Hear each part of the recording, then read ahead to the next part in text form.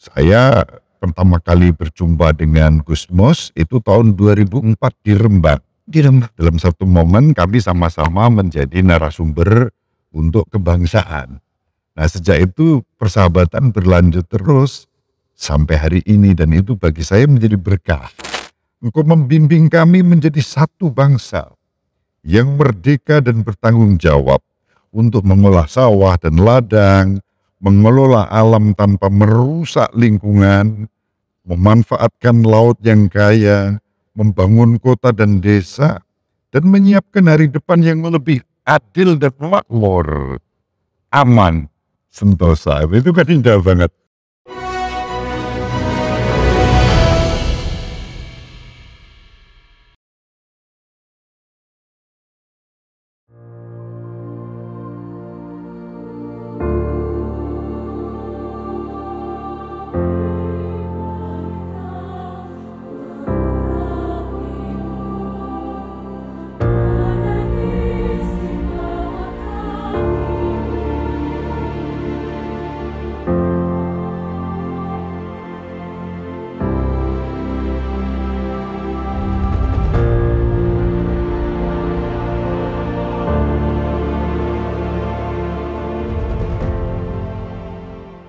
Assalamualaikum warahmatullahi wabarakatuh. Salam sejahtera untuk kita semua. Pemirsa, selamat datang di talk show Sopan, Sosialisasi Pancasila, sebuah talk show yang diselenggarakan oleh Badan Pembinaan Ideologi Pancasila bersama dengan NU Online. Talk show ini akan membahas dan mengulas nilai-nilai Pancasila dan juga mengulas pemikiran-pemikiran tokoh-tokoh agama berkaitan dengan nilai-nilai Pancasila di tengah masyarakat. Dengan bahagia pada kesempatan kali ini kita telah bersama Romo Aloysius Budi Purnomo, Pastor Keuskupan Agung Semarang. Selamat sore Romo. Selamat sore Mas Aldi, apa kabar? Alhamdulillah saya baik Romo. Baik. Bagaimana Romo kabarnya? Saya puji Tuhan baik. Sama. Sehat. Iya. Ini untuk lebih akrab saya manggilnya Romo Budi begitu ya. Romo Budi. Romo Budi. Karena Romo Budi ini dikenal masyarakat dengan Romo Budi, tapi kalau Mbah Sujiwo Tejo manggilnya Romo Saksofon begitu ya. Aja. Karena biasanya membawa saksofon. Main saksofon. Dalam rangka kerukunan. Dalam rangka kerukunan. Wah. Dan yang paling favorit nyanyi apa Romo? Yang paling favorit lagu yang saya nyanyikan tuh Amazing Grace.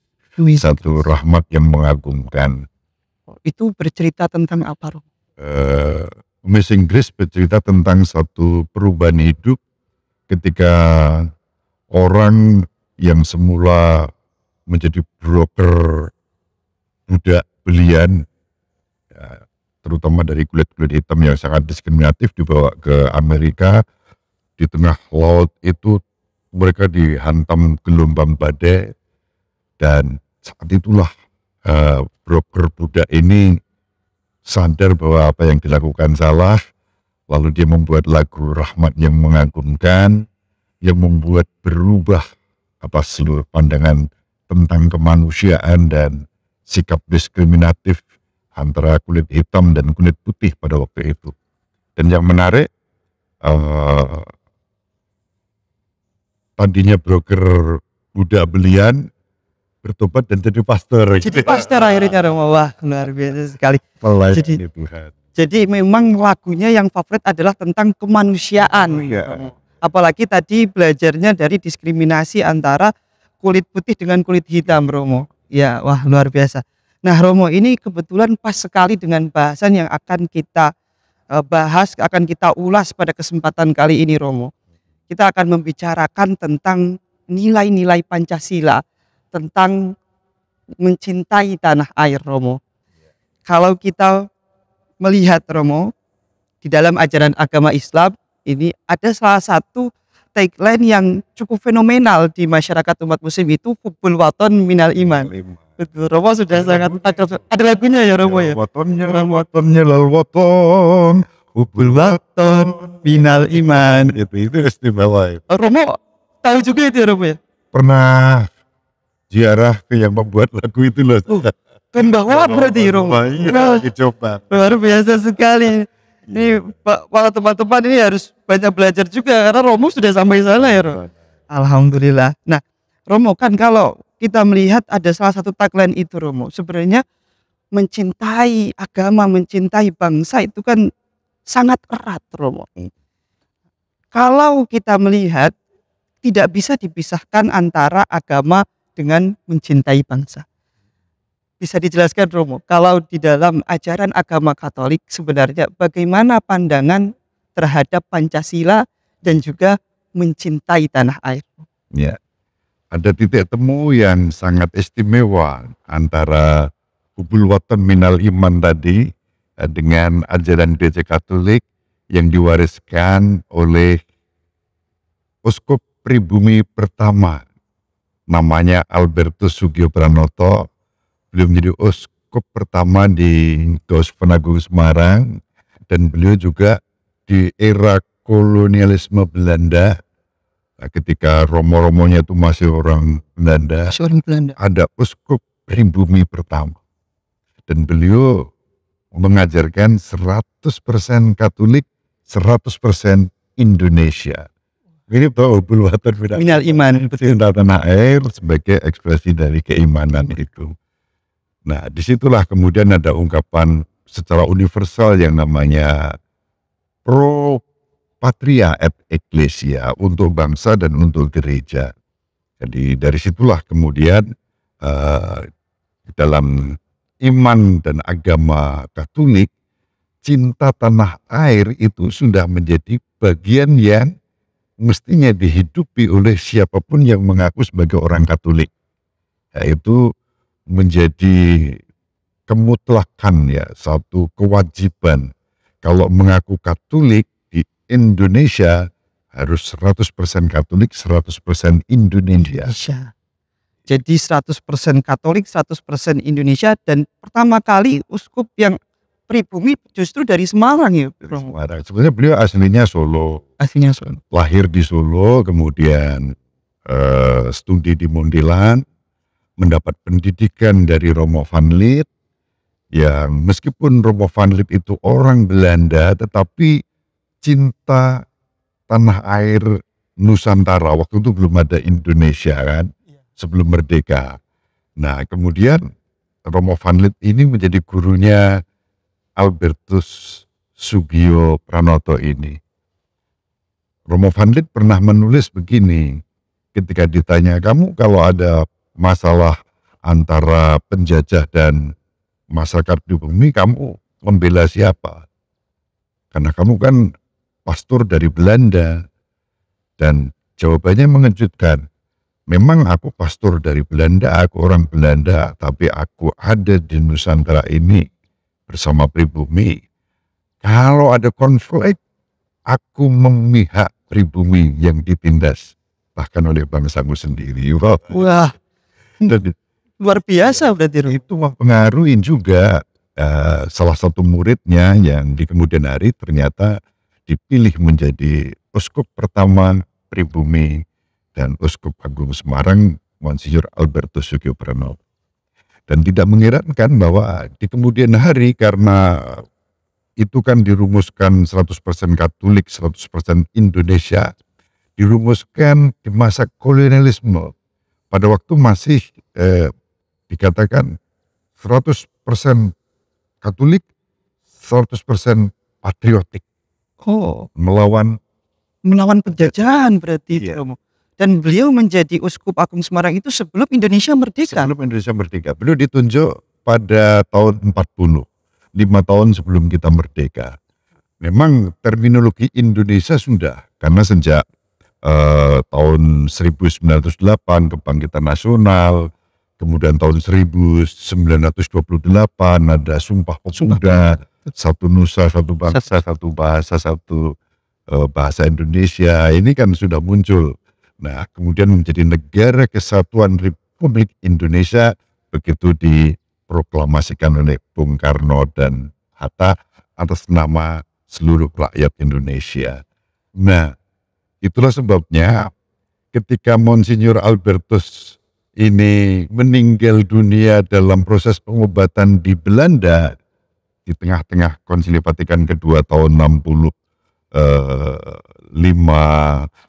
sampai 65, Bung Karno sebagai Presiden Republik Indonesia yang pertama pada waktu itu memerintahkan agar jenazah Monsinyur Albertus Sugo Pranoto dibawa pulang ke Indonesia.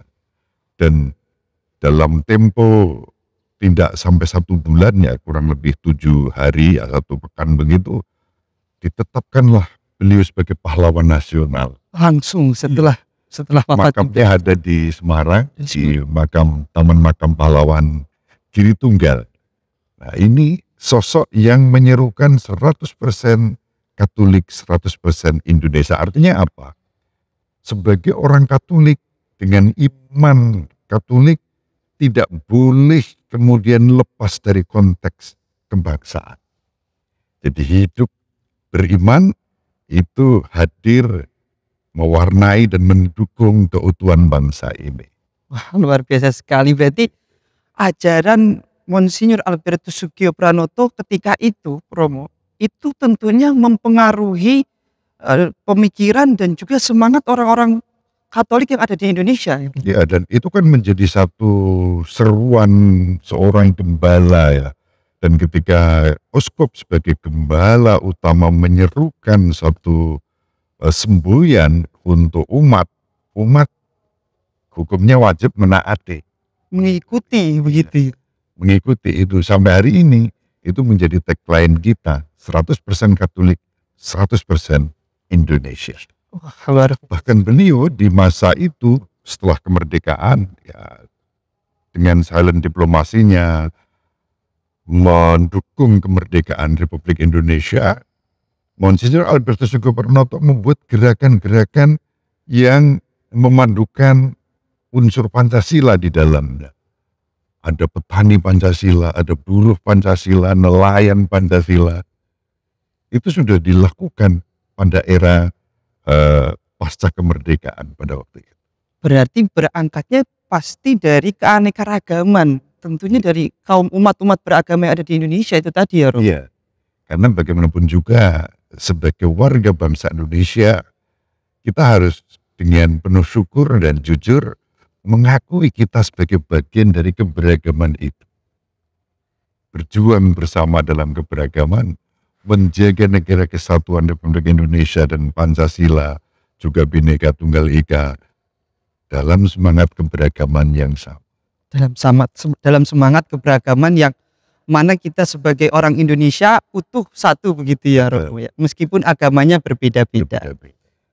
Romo, nah selanjutnya kalau kita melihat terkait dengan Pancasila, terkait dengan tanah air, beraneka ragam orang yang beragama di dalamnya, sebagaimana yang kita ketahui tadi ajarannya juga yang disampaikan oleh Monsinyur Albertus Sugo Pranoto itu, bagaimana kemudian mempengaruhi semangat orang-orang Katolik yang ada di Indonesia sebelum kemerdekaan dan sesudah kemerdekaan? Ya, tentu cinta tanah air dalam perspektif Katolik itu dihayati sedemikian rupa, entah itu dalam konteks yang luas, dalam konteks nasional, dan juga dalam konteks lokal.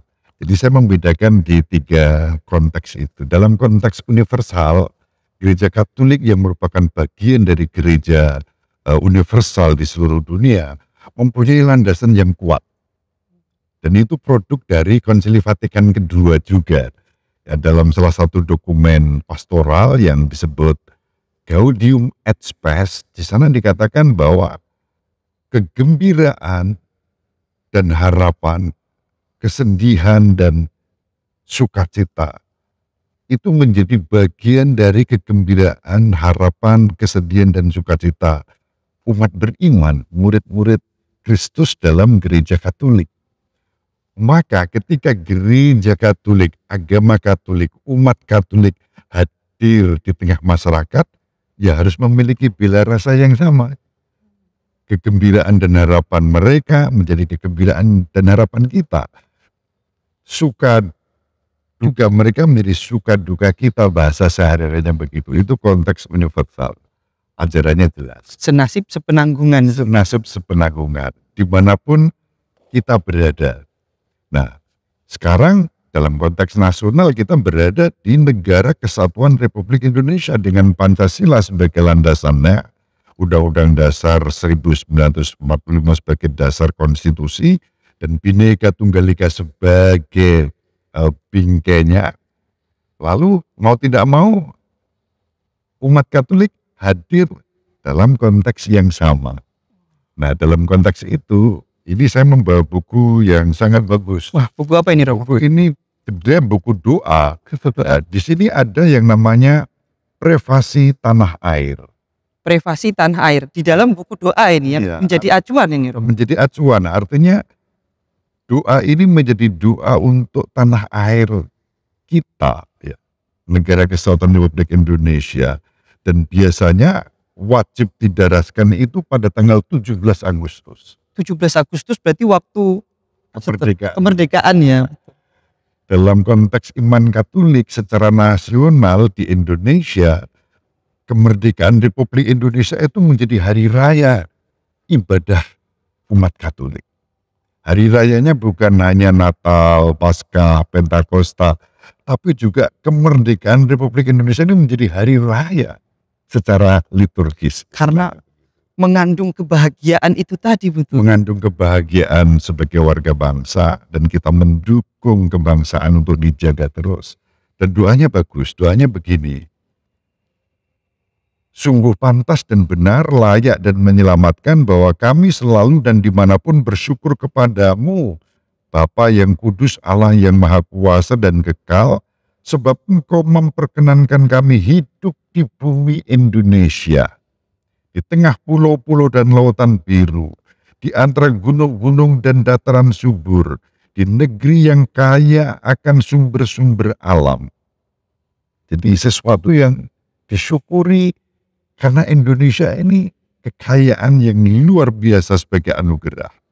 Engkau membimbing kami menjadi satu bangsa yang merdeka dan bertanggung jawab untuk mengolah sawah dan ladang, mengelola alam tanpa merusak lingkungan, memanfaatkan laut yang kaya, membangun kota dan desa, dan menyiapkan hari depan yang lebih adil dan makmur, aman, sentosa. Itu kan indah banget. Sebagai doa yang serentak dipersembahkan pada tanggal 17 Agustus oleh umat Katolik Indonesia. Dan itu serentak membaca itu ya, Romo? Iya. Jadi imam atas nama umat, ya pastor atas nama umat, itu mendaraskannya. Dan nanti umat menyambut dengan pujian syukur. Maka dikatakan, di atas semua itu kami bersyukur, sebab Engkau telah menanam dalam hati kami iman dan cinta, baik atas tanah air maupun akan Tuhan yang Maha Esa, yang diimani dalam Yesus Kristus kalau dalam perspektif Katolik. Betul. Jadi dari doa itu saja tergambarkan bahwasanya memang ada hubungan antara iman dengan mencintai tanah air. Baik, Romo. Jadi saya jadi sah valid bahwa memang dalam ajaran Katolik pun mencintai bangsa, mencintai tanah air itu ada begitu. Maka kalau ada orang Katolik tidak cinta tanah air, itu juga diragukan. Dipertanyakan berarti kan, Romo. Betul. Ya, saya jadi teringat, Romo. Di dalam agama Islam pun Nabi Muhammad ketika hijrah ke Yathrib itu dilaporkan oleh para sahabat bahwasanya banyak kejadian-kejadian penyakit-penyakit, kemudian diminta berdoa, dan salah satu doanya adalah Nabi Muhammad berdoa kepada Allah bahwa saya meminta agar umat muslim mencintai Madinah sebagaimana mencintai Mekah. Dan ternyata di dalam ajaran Katolik pun demikian ya, demikian sama. Saya membaca salah satu kalimat dalam Piagam Madinah itu penghargaan terhadap kaum perempuan, anak-anak yang harus dibela dan dilindungi. Nah, itu bagus sekali. Jadi sebenarnya tinjauannya adalah kemanusiaan dan tanah air, begitu ya, Romo ya. Luar biasa sekali. Nah, Romo, selanjutnya kalau berbicara terkait dengan tanah air, keberagaman, Pancasila, ini kan lekat sekali dengan umat beragama. Romo Budi tentunya memiliki banyak sahabat dari kalangan muslim, seperti halnya Gus Muafik. Aduh, sama-sama gondrong ya Romo ya. Iya. Ya, terus kemudian ada juga Gus Mus begitu. Dan juga dekat dengan Ibu Sinta Nuriyah Abdurrahman Wahid. Bisa diceritakan Romo, bagaimana pengalaman Romo merawat cinta tanah air, merawat kebinekaan, merawat Pancasila itu bersama dengan tokoh-tokoh agama, tidak hanya agama muslim, mungkin dengan agama-agama yang lain juga gitu. Iya. Yang pertama, dasarnya jelas. Dalam konteks gereja universal, Konsili Vatikan Kedua itu mengajarkan bahwa gereja Katolik membangun semangat persaudaraan dan kemanusiaan itu dalam keberagaman dengan sikap hormat, menghargai keberagaman. Dikatakan pada artikel kedua Nostra Aetate, gereja Katolik tidak menolak apapun yang baik dan benar yang ada dalam semua agama dan kebudayaan. Budaya. Bahkan gereja mendorong agar putri-putranya itu melakukan dialog secara spiritual, kultural, sosial, karya amal, kemanusiaan, lingkungan, dan ini bagian dari iman. Nah, saya bersyukur pada era tertentu saya diberi mandat tugas waktu itu melayani sebagai Ketua Komisi Hubungan Antara Agama dan Kepercayaan Keuskupan Agung Semarang. Memang sebelum menjadi pelayan di Komisi HAK ini, saya pertama kali berjumpa dengan Gus Mus itu tahun 2004 di Rembang. Dalam satu momen kami sama-sama menjadi narasumber untuk kebangsaan. Nah, sejak itu persahabatan berlanjut terus sampai hari ini, dan itu bagi saya menjadi berkah. Ya, boleh mengenal dan berguru dan bersahabat dengan seorang Kiai Haji yang sangat besar pengaruhnya, ya, Kiai Haji Mustafa Bisri yang akrab disapa Gus Mus. Beberapa kali saya sowan ke pondok pesantren di Rembang, kendalem beliau bersilaturahim, entah itu dalam rangka silaturahim sendiri maupun mengantar ya teman-teman. Kemudian suatu kali saya menerbitkan puisi-puisi saya, beliau berkenan untuk memberi endorse ya di buku-buku puisi saya itu. Dan dari situlah bahkan ketika saya membuat disertasi, narasumber utama saya, responden utama saya itu Gus Mus yang bersama Bapak Kardinal Suharyo di Jakarta. Lalu persahabatan-persahabatan itulah yang kita bangun. Syukur pada Allah, lalu ada mengenal Gus Muafik. Kemudian kalau di Jawa Tengah, di Semarang ini banyak. Rois Amnya PWNU, Gus Ubaidillah Sodako itu ya menjadi guru sahabat saya. Kadang-kadang saya ikut pengajian di Pondok Beliau, ada pengajian ekologis dan santri-santrinya itu namanya santri-santri bajingan. Namanya santri-santri. Termasuk Romo.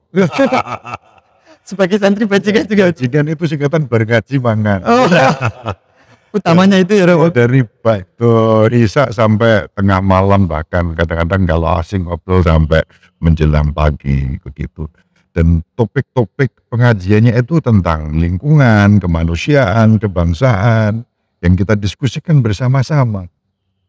Dialog antar umat beragamanya juga ada di dalam situ. Saya pernah jadi narasumber di situ gitu juga. Jadi tidak jadi santri bajingan saja, juga jadi narasumbernya. Kenapa jadi narasumber, kemudian hadir. Ya kadang-kadang kalau saya kangen itu selapan sekali ya tiap minggu legi malam Senin Pahit. Tapi sejak di sini saya belum pernah sowan untuk pengajian, tapi datang ke pondok, sowan, sekadar menyapa, silaturahim itu ya terjadi sowan ke situ. Lalu kalau di ada Gus Lukman, pengasuh pondok pesantren di Ketilang, kemudian kalau di Magelang itu ada Gus Yusuf, Gus Kudari. Kalau Gus Muafik itu ketemu karena sama-sama gondrong waktu itu belum mandem. dan saya masih punya hutang ke beliau. Oh, apa itu Romo? Tempat keris. Tempat keris. Tempat keris yang saya janjikan untuk beliau belum sempat ketemu. Kalau saya ke Jombang, saya sowan di pondok pesantren Kiai Mojo. Semua dalam rangka persahabatan, kerukunan. Kebetulan visinya sama, visi-visi ekologis, ya, menjaga kerukunan melalui keutuhan ciptaan dan kelestarian lingkungan hidup. Komitmen yang sama ini juga dalam konteks sebagai orang yang menjaga Pancasila, kan kita harus konkret. Pancasila itu diimplementasikan. Ketuhanan Yang Maha Esa diwujudkan dalam kemanusiaan yang adil dan beradab, persatuan Indonesia, kerakyatan, keadilan. Nah, salah satunya keadilan lingkungan. Adil terhadap lingkungan ciptaan Tuhan juga begitu. Yang tidak boleh dirusak seperti doa tadi, yang tidak merusak lingkungan.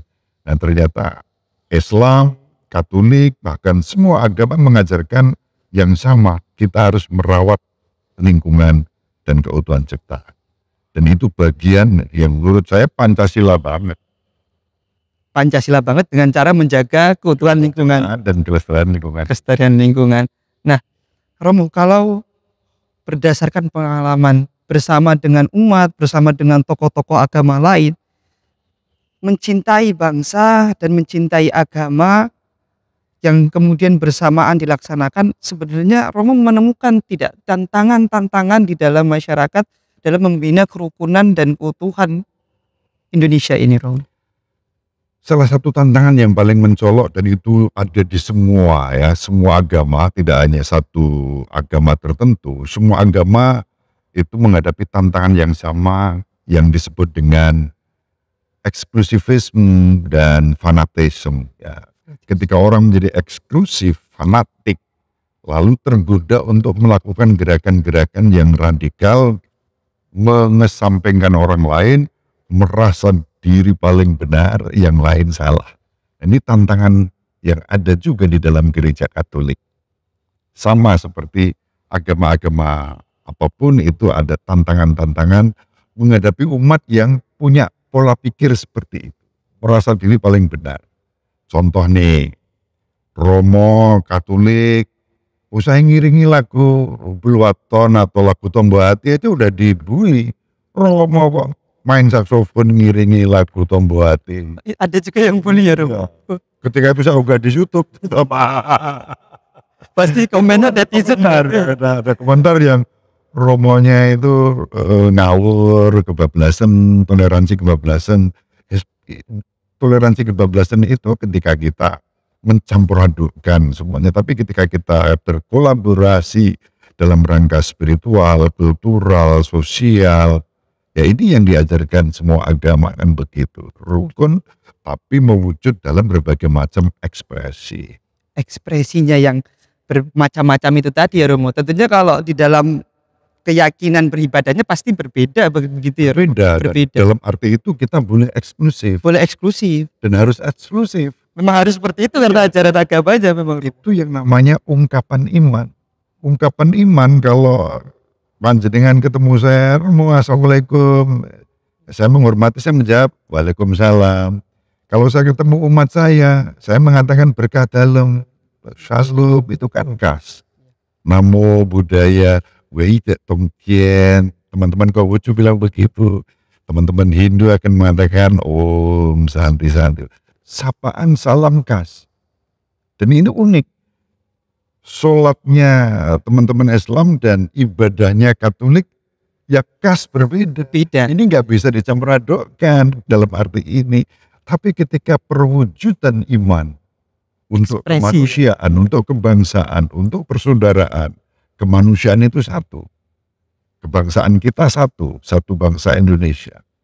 Dalam dokumen Abu Dhabi misalnya yang ditandatangani Paus Fransiskus dan Imam Besar Al-Azhar, ya, Syekh Al-Tayyib, ya, itu kan jelas dikatakan kita dipanggil untuk membangun persaudaraan.